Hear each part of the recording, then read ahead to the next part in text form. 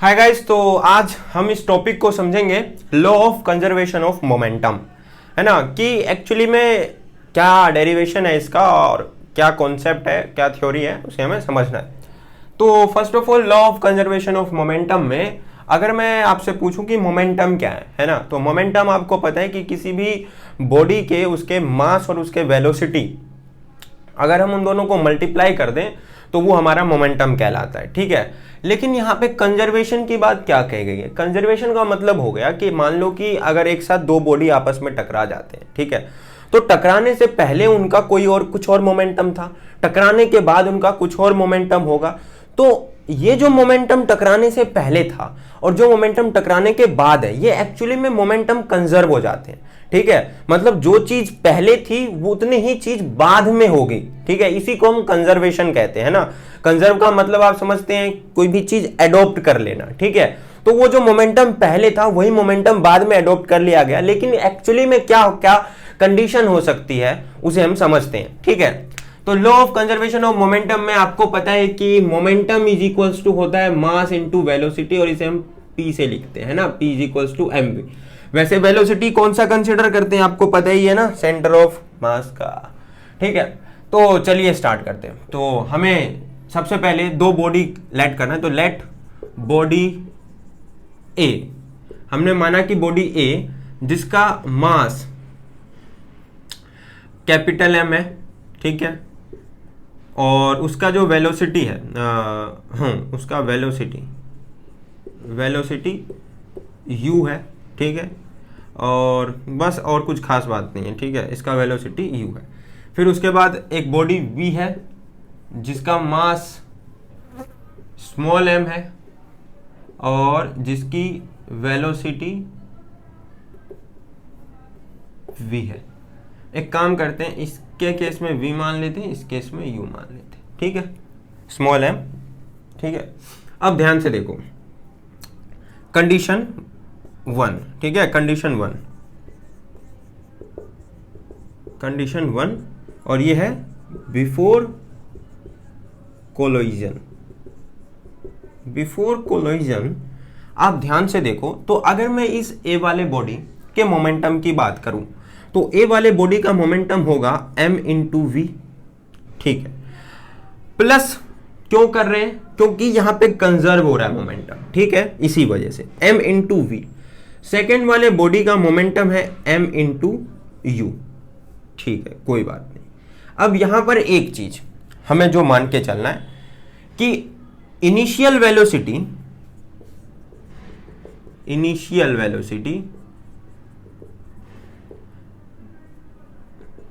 v1 v2 मान लो, और initial velocity v1 मान लो और फाइनल वेलोसिटी v2 मान लो। तो उस केस में ये हो जाएगा हमारा v1, ये हो जाएगा u1। अब जब ये दोनों बॉडी आपस में टकराए, ठीक है, तो टकराने के बाद मास तो सेम ही रहेगा, ये हो जाएगा v2, ये हो जाएगा mu2। ये हमारा पूरा कंप्लीट डेरिवेशन होता है। लेकिन ठीक है, ये तो हो गया कंडीशन 1 बिफोर कोलोइजन, ठीक है, और ये क्या था हमारा आफ्टर कोलोइजन, ठीक है। ये हमारा था बिफोर कोलोइजन वाला और ये था हमारा आफ्टर कोलोइजन। तो before collision is equals to after collision, ठीक है। यहां से आपको ये कंजर्वेशन की बात की गई कि जो टकराने से पहले जिनका मोमेंटम था उतना ही टकराने के बाद मोमेंटम होगा। लेकिन अब इसमें केसेस क्या हो सकते हैं? केसेस क्या होंगे? केसेस देखो, पहला ये हो सकता है कि टकराने के बाद, ठीक है, पहला केस ये होगा कि टकराने के बाद हो सकता है कि दोनों की वेलोसिटी क्या हो जाए, सेम हो जाए, दोनों की वेलोसिटी क्या हो जाए, सेम हो जाए। तो केस 1, ठीक है, केस 1 टकराने के बाद दोनों की वेलोसिटी सेम हो गई, तो mv1 प्लस mu1, इसमें तो कुछ चेंज नहीं होगा क्योंकि शुरुआत में टकराने से पहले तो दोनों की वेलोसिटी अलग अलग थी। लेकिन अगर टकराने के बाद दोनों की वेलोसिटी सेम हो जाए, मान लो दोनों की वेलोसिटी k हो जाए, तो ये क्या होगा mk प्लस mk, तो ये हो जाएगा mv1 प्लस एम u1, यहां से वेलोसिटी तो कॉमन आ गया और ये हमारा यहां से एक डेरिवेशन बन के आ गया। केस 1 क्या कहता है कि टकराने के बाद अगर दोनों ही बॉडी की वेलोसिटी क्या हो जाए, सेम हो जाए। ठीक, यहां से आपको पता चल गया। अच्छा, केस 2, केस 2 कहता है कि बॉडी ए जो है वो क्या हो जाए, रेस्ट पे आ जाए और बॉडी बी जो है वो मूव कर रहा है। अगर बॉडी ए रेस्ट पे आ गया, बॉडी ए जो है वो किस पे आ गया, रेस्ट पे आ गया। अगर बॉडी ए रेस्ट पे आ गया तो देखो टकराने से पहले तो इनकी वेलोसिटी थी तो ये तो सेम ही रहेगा, लेकिन उसने बोला टकराने के बाद ए की वेलोसिटी 0 हो गई, तो ए की वेलोसिटी 0 हो गई तो 0 प्लस एम इंटू u1, ठीक है, सॉरी u2, तो ये हो जाएगा M v1 plus M u1 upon में small m is equals to u2। यहां से हम u2 की वैल्यू निकाल सकते हैं क्योंकि ये तो हमारा पूरा ही 0 हो जाएगा, ये u2 प्लस m है, ये m यहां जाके डिवाइड में हो गया, तो यहां से आपका केस 2 बन करके आ जाता है। ठीक है, अच्छा अब हम इसे रिकॉइल ऑफ गन में समझें। ठीक है, जब हम कोई भी फायर करते हैं तो क्या कॉन्सेप्ट आएगा उसे देख लेते हैं। इसे आप उतार लो, समझ में आ गया है तो आपको।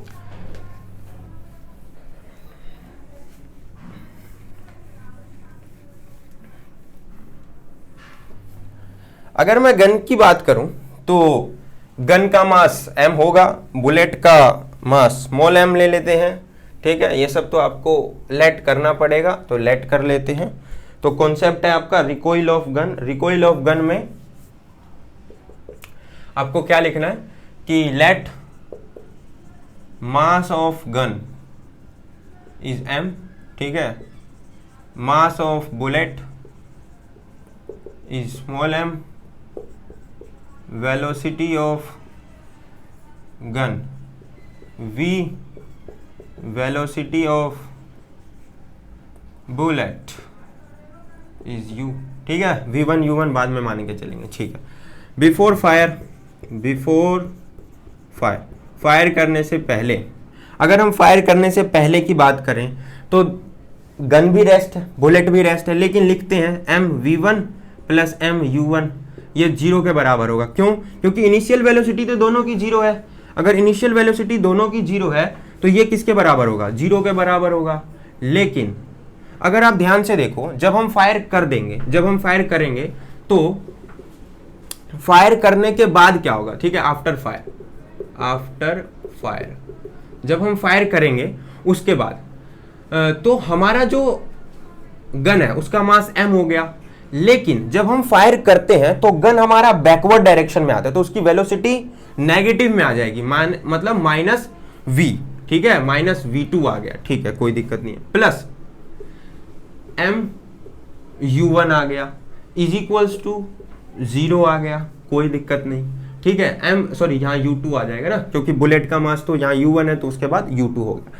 अच्छा, अब कॉन्सेप्ट क्या है, 0 क्यों लिया है मैंने यहाँ पे, आपको पता चल गया ना, कंजर्व हो गया मोमेंटम, यानी मोमेंटम जो पहले था यानी before fire is equals to momentum after fire. यहाँ पे माइनस क्यों लिया, क्योंकि गन पीछे की तरफ मूव करता है, यहाँ u2 है, ये पॉजिटिव में है क्योंकि बुलेट आगे की तरफ जाता है। अच्छा ठीक है, अब यहां से ये हो गया, ये इधर चला गया नेगेटिव में, तो ये हो गया m माइनस v2। यहाँ पे आप नेगेटिव नहीं भी लोगे ना तो भी देखो मैं कैसे समझाता हूँ, या नेगेटिव मत लो आप, ठीक है, आपको बाद में समझाता हूँ। ये हो गया m v2 is equals to, इधर चला गया m u1 हो गया। ठीक है, तो यहां से ये देखो कि माइनस u1 अपॉन में क्या आ गया, v2।